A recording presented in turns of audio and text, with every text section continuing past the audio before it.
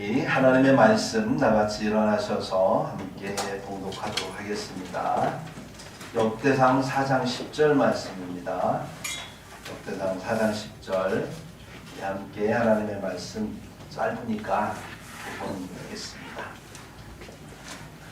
역대상 4장 10절입니다. 시작. 야베스가 이스라엘 하나님께 아뢰되 주께서 내게 복을 주시려거든 나의 지경을 넓히시고 주의 손으로 나를 도우사 나로 환난을 벗어나 내게 근심이 없게 하옵소서 하였더니 하나님이 그가 구하는 것을 허락하셨더라.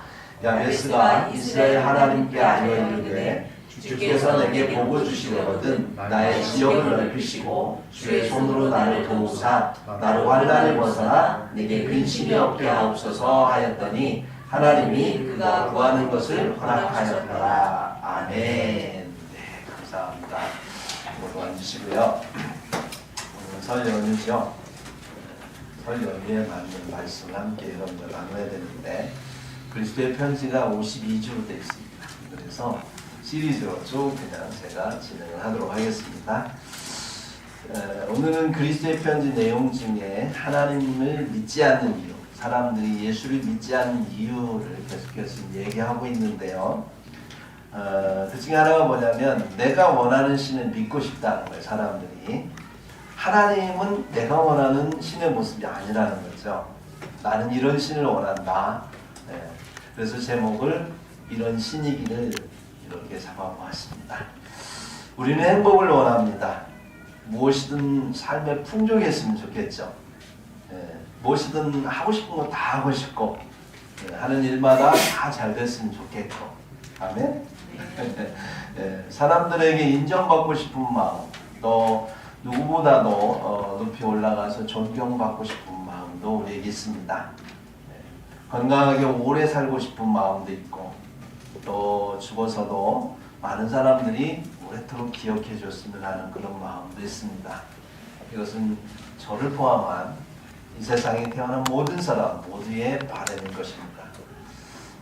성경의 야베스도 그런 마음이 있었던 것 같아요. 오늘 같이 함께 본문을 읽었는데 거기에도 보면 야베스가 이런 기도하죠. 주께서 내게 복을 주시려거든 어떤 복을 저에게 주기를 원하냐? 나의 지역을 넓혀 주시옵소서 이렇게 기도합니다. 여러분들이 하는 사업들, 하는 일들이 뭔가 이렇게 풍성하게 넓혀지기를 우리는 원하잖아요. 그런 것처럼 야베스도 그걸 원했다는 거죠. 두 번째 또 그가 기도하기를 뭐라고 하냐면 주의 손으로 나를 도우사 나로 환난을 벗어나 내게 근심이 없게 하소서 환난을 벗어나게 해달라 이렇게 기도합니다. 지경을 넓히다 보면 많은 그런 환난들이 생각지 못한 환난들이 우리에게 다가오지 않습니까? 이런 것들을 우리가 감당할 수 없을 때 정말 마음 가운데 힘듦이 오죠. 이런 것들을 벗어날 수 있게 해달라 하나님께 기도하고 있습니다. 누구나 같은 소원이죠. 세 번째, 근심이 없게 해달라. 근심이 없는 삶, 언제나 기쁘고 행복하게 살고 싶은 마음. 그것은요, 우리 동서고금을 막론하고 모두가 그렇게 원하는 인지상정입니다. 그런데 문제는 이제 이러한 그런 소원을 갖고 있음에도 불구하고 우리의 삶 가운데 현실이 그렇지 못하다는 거예요. 그래서 우리가 살아가면서 참 힘들고 어려운 일들이 많이 있죠. 전도서 3장 11절에 보면 하나님이 모든 것을 지으시되 하나님이 하시는 일의 시종을 사람으로 측량할 수 없게 하였도다 이렇게 말씀합니다. 우리가 앞날을 알면 얼마나 좋을까요? 영화 중에도 보면 뭐 1분 후에 아니면 5분 후의 일을 뭐 이렇게 예측할 수 있는 능력을 어떤 사람이 갑자기 얻는 경우 있죠. 그래가지고 상정해서 그런 영화를 만드는 그런 영화 시나리오도 있더라고요. 우리가 5분만 일찍 알아도 10분만 일찍 알아도 여기는 다 부자들 사람 많습니다. 그죠? 5분 전에 로또를 사가지고 맞추면 되잖아요. 돈 없으면 로또 사가지고 5분 후에 발표될 그 번호를 내가 미리 아니까 얼마든지 우리는 5분만 일찍 알아도 세상을 돈 많이 벌 수 있는 방법은 여러 가지 많이 있습니다. 그만큼 우리가 앞을 보면 뭔가를 할 수 있는 게 많은데 애석하게도 슬프게도 우리는 1초 앞도 내다보지 못하는 그런 근데 그 일을 주님께서 측량할 수 없게 하셨다라고 또 말씀하셨어요. 그러니까 참 마음이 그렇습니다. 그래서 늘 우리는 부족하고 또 일이 잘 안 되는 것 같고 또 그래서 잘못하면 천길 나락으로 떨어질 것 같은 그런 불안감 속에 오늘 살아갑니다. 그래서 늘 긴장하게 되고 그리고 늘 조심하게 되고 늘 애쓰다 보면 관계 속에서 일도 힘들어지고 또 관계도 힘들어지고 그래서 사는 게 때로는 외롭기도 하고 고독하기도 하고 그래서 내가 왜 사나 싶기도 하고 그런 공허감 속에 우리는 다들 빠져들어가죠. 제가 왜 이렇게 잘할까요? 경험해 봤으니까요. 여러분도 다 공감하시는 거라면 다 경험해 보셨잖아요. 그렇죠? 그래서 우리는 나를 채워줄, 나의 한계를 벗어나게 하고 나의 부족함을 채워줄 그런 존재를 찾게 되는 거예요. 그분을 우리는 뭐라고 부릅니까? 신이라고 부르는 거죠. 네. 그래서 의존하고 싶은 마음, 내가 부족하고 불완전하니까 또 연약하니까 나의 그 한계를 보완해주고 극복해줘서 나로 하여금 이 상황을 벗어나게 해줄 존재, 그 존재를 찾는 겁니다. 그 신을 찾아서 그 신이 나에게 풍요를 주기를 바라고 잘 되도록 나를 도와주었으면 좋겠고 또 내가 원하는 것은 다 들어줬으면 좋겠고 뭐든지 내가 말하는 대로 순종해줬으면 좋겠고 그렇죠? 부귀영화와 장수도 내게 가져다 줬으면 좋겠고 그런 신을 우리는 바라는 거예요. 여기 그런 하나님을 바라지 않는 사람은 없죠. 이스라엘 백성들도 그런 하나님을 바랬어요. 그래서 모세가 시내산에 올라갔을 때 하나님 만나러 올라갔을 때 40일 동안 안 내려오니까 그새 못 참아가지고 신을 만들었어요. 어떤 신을 만드는지 여러분 잘 아시는 것처럼 금송아지 신을 만들었습니다. 출애굽기 32장 4절에 보면 아론이 그의 손에서 금고리를 받아 부어서 조각칼로 새겨 송아지 형상을 만드니 그들이 말하되 이스라엘아 이는 너희를 애굽 땅에서 인도하여 낸 너희의 신이로다 이렇게 말을 합니다. 금송아지 만들어 놓고 이게 바로 애굽에서 너희를 인도한 신의 모습이다 라고 선포를 하고 서로 그렇게 믿었다는 거예요. 근데 그 신의 모습이 어떤 모습이었어요? 인간들이 생각할 때 이 신은 이랬으면 좋겠다라고 마음을 표현한 게 금송아지예요. 그래서 이 세상에서 그 힘이 센 그런 동물 중에 어떤 존재가 제일 힘이 셀까요? 뭐 물론 힘센 동물도 많이 있죠. 코끼리도 있고 다 있지만 그 중에서 소를 선택했어요. 소가 힘이 세거든요. 그런데 이 소를 선택한 이유가 뭘까요? 인간에게 순종을 잘한다는 거예요. 코끼리도 힘이 세고 뭐 여러 가지 하지만 사실은 소만큼 그렇게 인간에게 순종해서 인간의 일을 돕는 그런 존재가 없죠. 그들이 생각했을 때에 농경사회 속에서 그들이 아는 동물 중에 소만큼 그렇게 자기들에게 이로움을 준 동물이 없었던 거죠. 그래서 소를 선택한 겁니다. 순종도 잘했으면 좋겠고 또 그런데 이제 송아지는 작은 어린 소를 말하지 않습니까? 어리다라고 하는 건 뭡니까? 이거 잘 따라주는 존재. 신이긴 신인데 이스라엘 백성들이 원하는 대로 잘 따라줬으면 좋겠어요. 위협하지 않는 그런 신이었으면 좋겠습니다. 그리고 또 금으로 만들었답니다. 그 뭘까요? 그런 금으로 만들었다는 건 변하지 않았으면 좋겠다는 거예요. 항상 늘 그런 모습으로 우리를 도와줬으면 좋겠다. 이런 소망이 그 안에 있는 거죠. 근데 이 신을 조각을 해갖고 만들었어요. 무슨 얘기입니까? 조각을 한다는 건 우리가 원하는 대로 내가 원하는 어떤 신의 모습이기를 소망한다는 거죠. 그러니까 이스라엘 백성들이 하나님을 섬기는 이스라엘 백성들조차도 그 하나님이라고 하는 그 분에 대한 그 소망이 뭐냐면 일반인들이 원하는 신의 모습처럼 하나님을 섬기고 있는 그런 하나님을 알고 있는 그 모습을 우리는 이 금송아지를 만든 이스라엘 사람들의 모습을 통해서 알 수가 있어요. 이런 착한 신이 세상에 있을까요? 그런 신이 있다면 아마 모든 사람들이 그 신만을 섬겼겠죠. 그런데 그런 이 세상에 있는 신들을 보면 완벽하지 않다는 겁니다. 많은 신들이 있지만 완벽하지 않아요. 그리고 또 많은 사람들이 자기가 원하는 신들을 찾아서 헤맵니다. 그래서 신들이 많이 있어요. 우리나라 사람들은 특별히 뭐 예수 안 믿어도 태어나서 그냥 물어보면 자기들은 불교 믿어요 하는 사람들 많이 있죠. 그 불교 한 번도 절에 잘 안 가는데도 불교라고 하는 사람들 많습니다. 하여튼 뭐 석가모니 불상을 놓고 이렇게 섬기기도 하고, 또 어떤 사람들은 힌두교 보면 만물상을 막 모든 이 세상에 있는 신들을 다 신비롭게 생긴다 생각하면 다 섬기지 않습니까? 만물상을 섬기기도 하고, 또 뭐 도덕과 윤리를 가르쳤던 공자님을 섬기기도 하고, 또 알라와 같은 그런 신을 섬기기도 하고, 어떤 분들은 나는 무신론자다. 그래서 자기 나름대로의 철학을 가지고 자기가 생각하는 진리를 따라가는, 결국은 자기를 섬기는 거죠. 누구나 마음 가운데 그 신들을 섬기고 있어요. 이 공통점이 있는데, 신들의 공통점이 뭐냐면 인간을 닮았다는 거예요. 인간을 닮았습니다. 근데 인간보다 뛰어납니다. 인간을 닮았는데 인간보다 뛰어나요. 그런데 또 한편으로는 전지전을 하지 못해요. 어떤 면에서 인간보다 난폭하고, 또 폭력적이기도 하고, 비도덕적이기도 하고, 정욕적이기도 해요.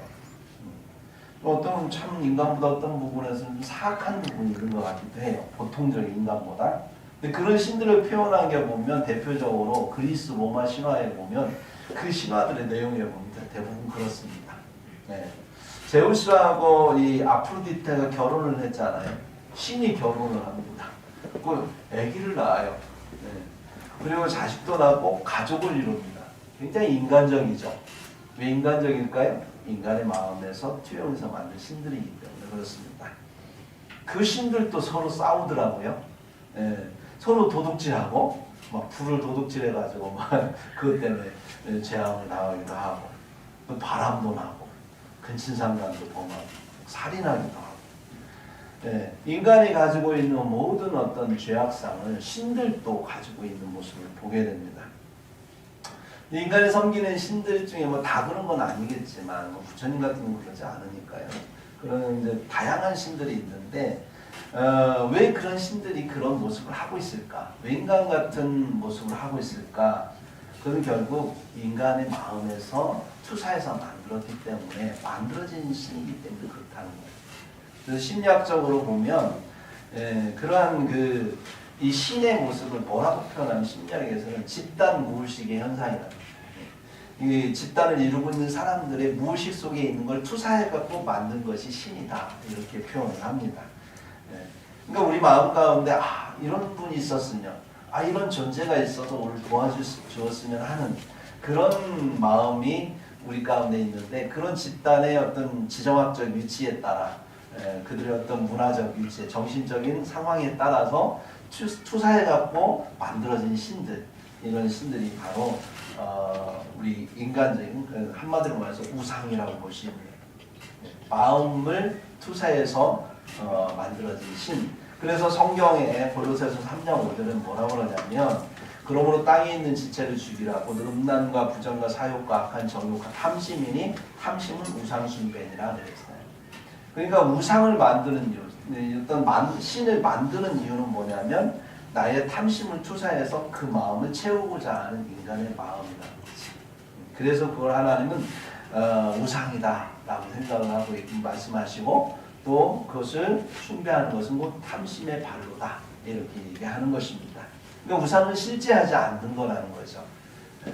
그리고 인간의 마음의 심상을 표현한, 타락한 심상을 표현한 모상, 이게 바로 우상이고요. 그래서 이 만들어진 신은 아무 말도 할 수 없습니다. 어떤 계시도 내릴 수 없고, 어떤 역사도 우리에게 줄 수 없는 거죠. 가끔 그러한 역사들이 일어나는 것은 그 우상 뒤에 인간을 탐욕을 발로를 만들어서, 그래서 인간으로 하여금 탐심에 빠지게 하는 사탄의 역사, 이런 역사들이 우상을 통해서 나타나긴 하지만 우상 자체의 능력은 없다라고 하는 것을 성경은 말하고 있어요. 그래서 이사야 41장 21절 24절에 하나님 이렇게 말씀하십니다. 나 여호와가 말하노니 너희 우상들은 소송하라. 야곱의 왕이 말하노니 너희는 확실한 증거를 보이라. 장차 당할 일을 우리에게 진술하라. 이전 일이 어떠한 것도 알게 하라. 우리가 마음에 두고 그 결말을 알아보리라. 혹 앞으로 올 일을 듣게 하며 뒤에 올 일을 알게 하라. 그리하면 너희가 신들인 줄 우리가 알리라. 이렇게 표현을 합니다. 그러니까 하나님 외에 이 우상들은요, 어떠한 장차 일어날 일에 대해서 우리에게 말을 할 수 없다는 거예요. 네. 지나간 일들은 말할 수 있습니다. 전쟁이들이 지나간 일은 잘 맞춰요. 근데 앞으로 될 일은 못 맞춰요. 둘 중에 하나죠. 말 질러놓고 그래 놓고서나 안 됐다고 하면 정성이 부족해서 그래. 그럼 끝나는 거예요. 되면 봐봐 내가 말한 대로 됐잖아 이러고, 안 되면 정성이 부족한 거야 뭐 이러고, 이런 식으로 얘기하죠. 그렇지만 또 과거는 잘 맞춰요. 귀신 들리면. 왜 그럴까요? 네. 귀신의 영이 알려주니까. 네. 그런 겁니다. 네. 그래서 주님 말씀하세요. 복을 내리든지 재난을 내리든지 하라. 우리가 함께 보고 놀라리라. 보라, 너희는 아무것도 아니며 너희는 허망하며 너희를 택한 자는 가증함이라. 이렇게 하나님이 말씀하세요. 우상을 섬기는 사람들의 모습은 어떻게 될까요? 시편 115편 4절에서 8절에 보면 그들의 우상들은 금과 은이요 사람의 손으로 만든 것이라 이렇게 말씀하면서, 입이 있어도 말하지 못하며 눈이 있어도 보지 못하며 귀가 있어도 듣지 못하며 코가 있어도 냄새 맡지 못하며 손이 있어도 만지지 못하며 발이 있어도 걷지 못하며 목구멍이 있어도 작은 소리조차 내지 못하느니라. 우상들을 만드는 자들과 그것을 의지하는 자들은 다 그와 같으리로다. 이렇게 말씀합니다. 여기서 우리가 배워야 될 게 뭐냐면, 우상 숭배하는 자는 그 우상을 섬기다 보면 우상을 닮는다는 거예요. 우리는 살아가면서 닮아가기 위해서 살아갑니다. 그렇죠? 우리가 아이를 낳아서 그 아이를 성장시키는데 부모가 20년 동안 양육하도록 하나님 허락하신 것은 20년 동안 부모를 닮으라는 거예요. 그래서 인간다운 인간으로 성장하도록 하나님이 특별히 인간에게 허락하신 거예요. 다른 동물들은 성장기가 굉장히 빨라요. 빠르고 양육기간도 굉장히 빨라요. 네. 그래서 이 자기의 부모인 그 존재에게 뭔가를 받을 수 있는 그런 유산을 받을 수 있는, 정신적 유산을 받을 수 있는 기간이 짧기 때문에 그 성장이 닫혀버리는 거예요. 그래서 동물들이 어떤 부분에 있어서는 서너 살짜리 아이와 같은 모습의 지능을 갖기도 해요. 네. 뭐 원숭이들 보면 굉장히 지능이 높잖아요. 네. 근데 그런 지능들이 계속 발달을 했다라면 인간보다도 더 발달하겠죠. 가끔 영화에 보면 그런 영화 있습니다. 그 칩을 원숭이 몸에다 칩을 넣어갖고 실험을 하다가 원숭이가 굉장히 인간보다 뛰어난 존재가 되는 거예요. 그래서 뭐 어느 날 원숭이가 막 폭동을 일으키고 하는 일들이 있잖아요. 네, 그런 이제 영화 보고 상상으로 만든 영화. 현실은 이런 동물들은 성장기가 빨리 닫히기 때문에, 그러기 때문에 인간처럼 이렇게 지혜롭게 이런 어떤 문화나 이런 걸 만들어낼 수가 없는 거죠. 근데 하나님께서는 인간에게 20년이라는 양육기간을 주신 거예요. 우리가 뭐 20살이 되면 괜히 성인이라고 제하는 게 아니라 20년 동안 성장하면서 부모로부터 또는 사회로부터 배우면서 우리는 많은 지혜를 터득하면서 성장하는 기간이죠. 그러면서 우리는 부모를 닮아가고 또 어느 부분에 있어서 내가 존경하는 스승을 닮아가면서 우리는 성장하는 겁니다. 그런 가운데 평생 우리는 배우면서 살아가고 있어요. 성인이 됐지만 그 배운다는 건 뭐냐면 내가 누군가를 섬기면서 배우는 거예요. 네. 그러니까 신이라고 하는 존재를 놓고 우리가 투사하고 거기에 대해서 어떤 신을 섬기느냐. 여러분들 지금 예배의 이 시간에 하나님께서 저와 여러분을 양육하고 계신 겁니다. 말씀을 통해서. 이 시간이 그런 시간이에요. 네. 마치 부모님이 밥상머리 앞에서 교육하듯이 하나님이 이 어떻게 보면 이 성소에 말씀의 밥상 앞에서 여러분들과 저를 양육하고 계시는 기간. 이러면서 여러분들이 말씀을 많이 듣고 그러는 가운데 하나님과 교제하면서 기도를 교제하면서 우리는 누구를 닮아가냐면 하나님을 닮아가는 겁니다. 하나님 믿지 않는 사람 누구를 닮아갈까요? 우상을 숭배하면서 우상을 닮아가요. 근데 하나님은 우리에게 말씀하셔서 우리로 하여금 그 말씀을 깨닫게 하고 그러면서 우리는 하나님을 닮아가지만 우상은 우리에게 말을 하지 않아요. 왜 말을 하지 않냐면 우상이니까. 대신에 누가 말을 해요? 우상한테? 우상을 섬기는 사람이 말을 하죠. 결국은 내가 말하고자 하는, 내가 원하는 투사하는 내 마음을 투사하고 그걸 도로 받는 거니까 결국 욕심을 주고 받는 거고 결국은 내가 내 욕심을 키워가는, 결국은 내가 원했던 그 우상의 모습을 그대로 내가 닮아가는, 결국 우상 숭배자와 하나님을 숭배하는 경배하는 사람과는 전혀 인생이 그런 닮음의 시간들이 오래 갈수록 완전히 달라지는 거예요. 그래서 우상을 막 30년, 40년 섬긴 사람들의 모습을 보세요. 변화가 있는지. 변화가 별로 없습니다. 막 욕심덩어리죠. 더 많이 더 취하고 싶고. 그러나 예수 믿는 사람, 정말 하나님의 형상을 닮아간, 그리스도의 형상을 닮아간 사람들의 모습은 다르죠. 그러므로 우리에게는 어떤 신이 필요하냐면 만들어지지 않은 신이 필요한 거예요. 내가 만드는 신이 아니라 실존하는 참신을 우리는 필요로 합니다. 근데 그 신이 우리에게 바라는 마음 가운데는 그 신의 존재는 어떤 존재냐면 그 신은 스스로 존재해야 됩니다. 우리가 만든 신이 아니라 스스로 존재해야 되는 신이고요. 그 신은 전지전능해야 되는 거예요. 네. 그래서 출애굽기 3장 14절에 보면 하나님이 모세에게 이르시되 나는 스스로 있는 자다. 하나님이 그런 분이세요. 네. 전지전능해야 된다. 우리가 그런 마음을 갖고 있는데 하나님 뭐라고 말씀하냐면 창세기 17장 1절에 보면 나는 전능한 하나님이다 이렇게 말씀하세요. 네. 시편 139편 1절에서 4절 내용에도 보면 알지 못하는 것이 하나도 없다. 전지하신 분이다. 이 전능하신 하나님이 바로 만들어지지 않은 그 하나님을 우리는 섬기고 있습니다. 네. 성품도 인간보다 굉장히 훌륭해야 돼요. 네. 거룩해야 됩니다. 우리가 존경할 만한 해야 됩니다. 네. 그래서 그러한 하나님이 성경에 예수 그리스도를 통해서 우리에게 보여주신 하나님의 모습, 정말 얼마나 사랑이 깊고 얼마나 의롭고 거룩하신 분이세요. 우리를 위해서 당신의 생명을 기꺼이 내어줄 수 있을 만큼의 성품을 가진 그분을 우리는 섬기고 있는 겁니다. 그 하나님은 모든 것의 근원이 되어야 되고요. 그 하나님은 모든 만물의 주인이 돼서 당신이 법의 기준이 돼서 공의로 모든 걸 다스릴 수 있는 심판주여야 되는 거죠. 네. 그래서 여호수아 2장 11절에 보면 너희 하나님 여호와는 위로는 하늘에서도 땅에서도 하나님이시다. 모든 만물의 하나님이시다. 레위기 11장 44절에 보면 내가 거룩하니 너희도 몸을 거룩하게 구별하여 거룩하게 하라. 하나님이 거룩하시다라고 고백하고 계세요. 네. 그분은 의로우신 하나님이세요. 시편 7편 11절에도 보면 하나님은 의로우신 재판장이시며 이렇게 말씀하고 있습니다. 이사야 11장 4절에서 5절에 보면 공의로 가난한 자를 심판하며 정직으로 세상의 겸손한 자를 판단할 것이며 이렇게 말씀하고 있습니다. 우리가 원하는 하나님의 형상, 이랬으면 좋겠다라고 하는 하나님의 형상을 우리 하나님은 다 갖고 계시는 거예요. 네. 그 하나님은 우리를 다스림의 결과가 우리를 얽매는 게 아니라 우리에게 자유를 주기를 원하고 또 그 신은 우리에게 행복을 주기를 원하고 우리에게 생명을 주는 생명의 근원이 되셔야 되는 거죠. 그분이 바로 우리 하나님이라는 거죠. 네. 요한일서 4장 16절에 보면 하나님은 사랑이시다 표현하고 있어요. 네.